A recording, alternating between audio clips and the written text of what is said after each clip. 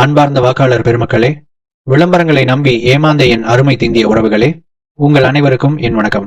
இன்னைக்கு நிலைமை எப்படி இருக்குன்னா, ஒரு காலத்துல ஒரு டாலர் வாங்க 58 ரூபாய் கொடுத்தப்போ நாடே அழியுதுன்னு கத்துனவங்க இன்னைக்கு ஒரு டாலர் 91 ரூபாய் ஆன பிறகும் இது ஒரு மகா பிளான்னு சொல்லிக்கிட்டு சுத்துறாங்க.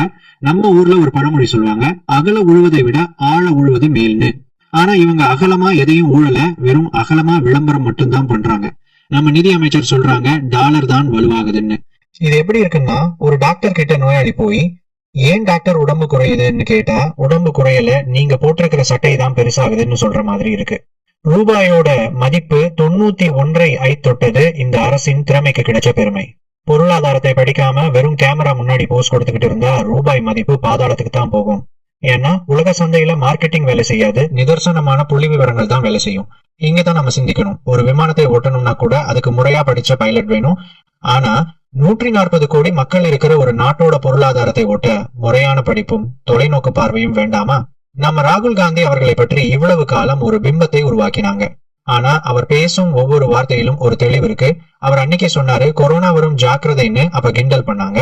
அவர் சொன்னாரு பொருளாதாரம் சரியா போகுதுன்னு, அப்பவும் சிரிச்சாங்க. இன்னைக்கு அவர் சொன்னதெல்லாம் நிஜமாகி ரூபாய் 91 வந்து நிக்குது. படித்த ஒரு தலைவரால தான் ஒரு டாலர் 91 ரூபாய்க்கு போனா அது எப்படி சாதாரண ஒரு ஏழையோட தட்டுல இருக்கிற சோத்த பறிக்கும்னு உணர முடியும்.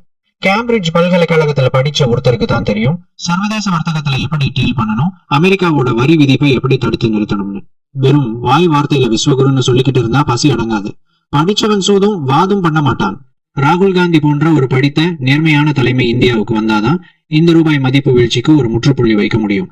அப்பதான் இந்திய ரூபாய் உலக நாடுகளுக்கு முன்னாடி மண்டிடாம தலை நிமிர்ந்து நிற்கும். வளர்ச்சிங்கிறது டெவலப்பர் விளம்பரம் இல்ல, அது நம்ம பர்ஸ்ல இருக்கிற ரூபாயோட மதிப்புல இருக்கணும். எனவே படித்த தலைமையை ஆதரிப்போம். சரிந்து கிடக்கும் இந்திய ரூபாய்